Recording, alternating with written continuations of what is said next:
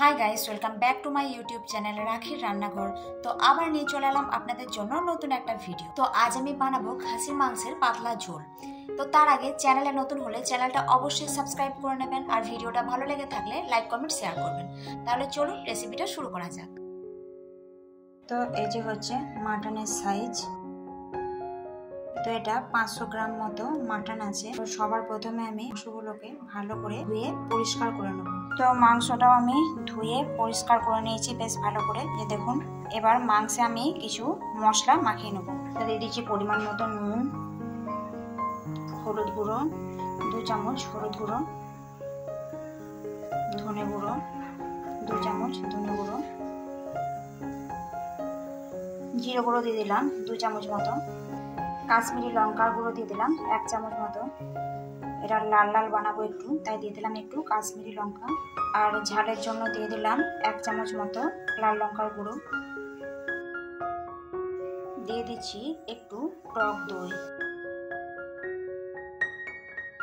দিয়ে দিলাম 3 চামচ মতো টক দই। আর দিয়ে দিচ্ছি 1 চামচ মতো সরষের তেল। তো দিয়ে দিচ্ছি 1 চামচ মতো সরষের তেল। তো সমস্ত কিছু এবার ভালো করে মাখিয়ে নেব।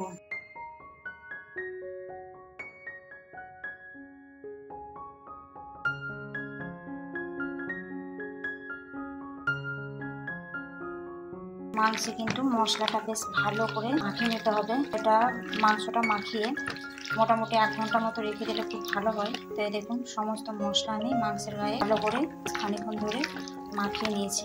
এর মধ্যে আদা রসুন দিইনি, এটা মাংস কষানোর সময় আদা রসুন পড়বে। এই যে দেখুন, মাংসটা আমি ভালো করে মাখিয়ে নিয়েছি। তো এখানে মাংসের জন্য 4টা মিডিয়াম সাইজের পেঁয়াজ নিয়েছি। তো এই পেঁয়াজগুলোকে খোসা ছাড়িয়ে কুচি কুচি করে কেটে নেবো। আর এদিকে আমি নিয়ে নিয়েছি 2টো বড় বড় সাইজের আলু। তো আলু দুটোকেও ভালো করে খোসা ছাড়িয়ে বড় বড় করে কেটে নেবো। আর একটা নিয়েছি পাকা টমেটো, এটাকেও কুচি কুচি করে কেটে নেবো। সমস্ত কিছু বেশ ভালো করে কেটে ধুয়ে নিয়েছি। এই যে পেঁয়াজগুলো ভালো করে কুচি কুচি করে কেটে পরিষ্কার করে ধুয়ে নিয়েছি। আর এদিকে আলু, টমেটো এগুলোকেও এই যে আলুর সাইজ বেশ বড় বড় করে কেটেছি। আলু আর টমেটো ভালো করে ধুয়ে কেটে পরিষ্কার করে নিয়েছি। তো এবার আমি রান্নাটা শুরু করব। আমি এখানে কড়াই বসিয়ে দিয়েছি আর কড়াই গরমও করে নিয়েছি। এবার কড়াইয়ের মধ্যে দিয়ে দেবো পরিমাণ মতো সর্ষে তেল। কড়াইয়ের মধ্যে 4 চামচ মতো দিয়ে দিয়েছি সর্ষে তেল। আর তেল গরম হতে বসিয়ে দিয়েছি। ফোড়নে দিয়ে দিচ্ছি একটা তেজপাতা। ফোড়নে শুধুমাত্র তেজপাতাই দেবো, আর কিছু দেবো না। কিছুক্ষণ এটা নাড়াচাড়া করে নিয়েছি।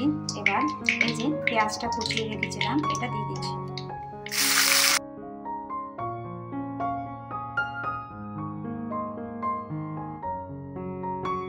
তো আমি পেঁয়াজটা আর লাল লাল করে একটু ভেজে নেব।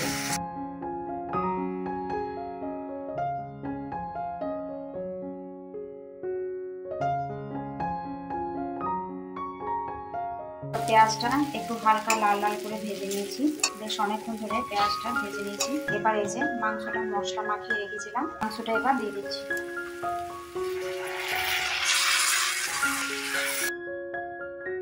তো সমস্ত কিছু মিশিয়ে নিচ্ছি ভালো করে।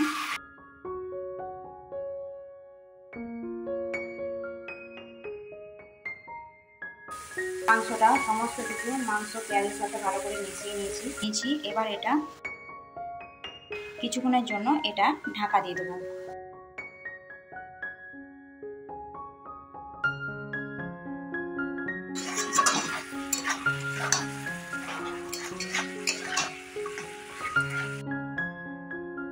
তো আবার আমি ঢেকে দিচ্ছি। তো আবার আমি এটা কিছুক্ষণের জন্য ঢেকে দিলাম। এভাবে ঢাকা দিয়ে দিয়ে মাংসটা ভালো করে কষাবো। তো 5 মিনিট মাংসটা ঢাকা দিয়ে রেখেছিলাম। এখন মাংস থেকে তেল ছেড়ে দিয়েছি। মাংসটা ভালো করে নামিয়ে নেব।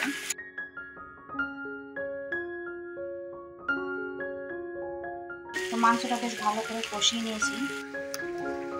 দিয়ে দিচ্ছি 1 চামচের মতো আদা রসুন বাটা। একই সাথে টমেটোগুলো দিয়ে দিচ্ছি। তো এখন এগুলোকে ভালো করে মিশিয়ে নেব।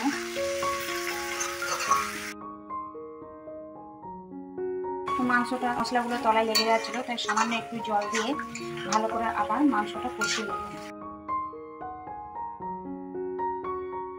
তো আবার আমি এটা 5 মিনিটের জন্য আবার এটা ঢেকে দিচ্ছি। তো 5 মিনিট এটাকে ঢেকে রেখেছিলাম, আবার এটাকে ভালো করে নেড়ে দিচ্ছি।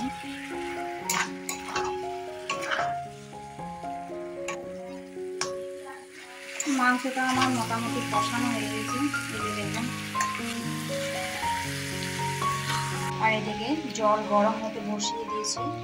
তো এদিকে আমার জলটা গরম হয়ে গেছে, মাংসটা কষিয়ে নিয়েছি। এবার এই গরম জলটা দিয়ে দিচ্ছি। জলটা একটু বেশি করে দিলাম কারণ মাংসটা সেদ্ধ হবে। তো এখন ঝোলটা ফুটুক। গরম জল দিয়েছি তাই ঝোল ফুটতে বেশি টাইম লাগবে না, ফুটতে শুরু হয়ে গেছে। এই যে কেটে রাখা আলুগুলো দিয়ে দিচ্ছি।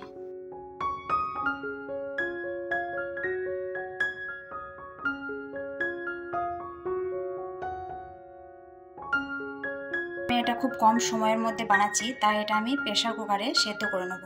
আপনাদের হাতে টাইম থাকলে আপনারা এভাবে কড়াইয়ের মধ্যে দিয়ে সেদ্ধ করে নিতে পারেন। কড়াইয়ের মধ্যে সেদ্ধ করলেই বেশি ভালো।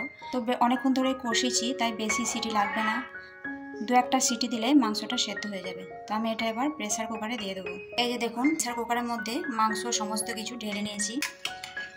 মাংস আলু সমস্ত কিছু প্রেসার কুকারের মধ্যে দিয়ে দিয়েছি। এবার ঢাকনাটা বন্ধ করে 2-3টে মতো সিটি দিয়ে দেবো। তো ঢাকনাটা এখন বন্ধ করে দিচ্ছি। ওই 2-3টে মতো সিটি দিলেই তৈরি হয়ে যাবে। 2 থেকে 3টে মতো সিটি পড়ে গিয়েছে, গ্যাস বন্ধ করে দিয়েছি। এবার কিছুক্ষণ এটা রাখবো হাওয়াটা যতক্ষণ না এটা বেরিয়ে যায়। মাংস একদম রেডি হয়ে গেছে। একটু গরম মশলাগুলো ছড়িয়ে দিচ্ছি।